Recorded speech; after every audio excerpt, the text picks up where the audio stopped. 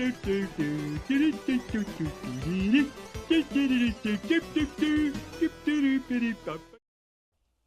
is Bible Adventures for the NES, released by Wisdom Tree in 1991, and that's right, this is the Bible Adventures. I was on vacation for a few weeks, and I visited Secret Castle Games in Kentucky. They have a YouTube channel, and if you haven't seen their videos, I would give them a watch. I think they're hilarious. Anyway, I visited, I bought a bunch of NES games I didn't have, and I found this one on the shelf just asking to be purchased. How could I not buy this? Look at this beauty.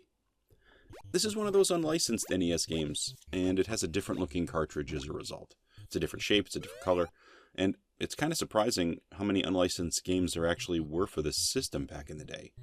I guess there are upwards of like 100 games. I got a few, but this is probably the grail of the lot so far. It seems to generally be regarded as a terrible game, and according to Wikipedia, some people consider this actually to be on their worst games list. So Bible Adventures, it's basically compiled of 3 mini-games, or stories as you were, connected to the Bible. The 3 mini-games are basically kind of all the same. Little differences. We're not talking 3 totally different games or functionalities, really. It's one game with some variations, and that's about it. You have a jump button, and you can pick up stuff as well. And then you can also throw things if you double-click the pickup button. That's actually kind of a confusing mechanic, but you can pick that up and you can use it to stun certain animals or get certain animals to stop and like eat, because you need to do that to pick them up. It just doesn't feel like a well-timed mechanic, to be honest. I find myself shooting over things sometimes, but what are you going to do? I think it's a functional playing game in terms of how it handles. It gets by, but it's not really a polished feeling experience. I've also played some games that handle really bad. I guess I'd put this in the okay handling pile of games. It's alright, it's just not great. First we get the Noah's Ark game. It's as you running around as Noah, you're picking up animals, and your job is to get them in the ark.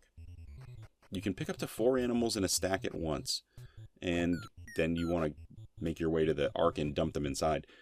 You seem to also drop some of them when you jump, or if you get interfered with by some of the non-animals that you're looking for in the level. You have animals that you're trying to pick up, and animals that are sort of getting in your way. You can adjust the stack order of the animals you're carrying when you're carrying multiple, but so far I guess I'm not really sure why you would want to do this, or need to do this. I seem to get through the first few levels okay without having to shift any order. It's actually a little easier just to grab 1 or 2 at a time anyway. When you beat the level, you move on to the next one, and it's going to be pretty much the exact same thing. It's just a slightly different level layout usually, and the enemies are a little more hectic. It's definitely harder as the levels progress and the layouts shift a little. You can climb trees, and you can jump to different platforms, and the whole level is just you running around figuring out where the animals are that you need, and then you just trying to get them back to the ark. It's not hard. Maybe it's a little frustrating. What are you going to do? Then you have the Baby Moses game, and it plays like all the other games, really. You pick up something and you can throw it, but in this case, you're Miriam, Moses' sister, and you're tasked with carrying Moses. And he's a baby, and you got to get him to the end of the stage. Instead of picking up animals like the first game, you're holding an infant. That's kind of it. Then you're running around the level. You're just trying to get to the end. You're jumping over what appear to be spiders, or I guess spiders, and soldiers every now and again trying to kill you. You can also throw Moses around, and that's not going to harm him. He'll get knocked out of your hands, too. You just pick him up again. I guess he's a super baby. What are you going to do? Mostly it's just you holding him and jumping over soldiers. You can also throw him in the ocean if you really wanted to, but I guess I wouldn't recommend it. The third game is David and Goliath, and once again this is much more like the first game, but it does evolve a little as you play. You start out by picking up and herding sheep, and you're being attacked by squirrels. The squirrels are throwing acorns at you. Just like in the Bible, maybe? I don't know. I guess they just needed an enemy, and squirrels seemed easy enough. You can also pick up acorns, and you can throw them to stun enemies. After you get through the first few levels, you actually change the gameplay slightly. You're no longer picking stuff up like that. You have a slingshot, and your job is to try to go hit Goliath with it. I poked around this stage for a while. The thing is, I couldn't exactly figure out how to get to him. I can see him. He's sort of at the top left of this sort of screen here. I can see him, but I don't know how to get to him. and I guess I don't really care enough to go figure that out online, at least not yet.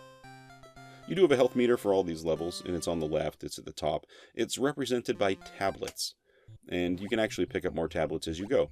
But when you pick up a tablet, it actually kind of is an excuse to display a Bible verse for you to read, usually. Some of the early ones actually show you, gameplay mechanics, press B to jump, that sort of thing.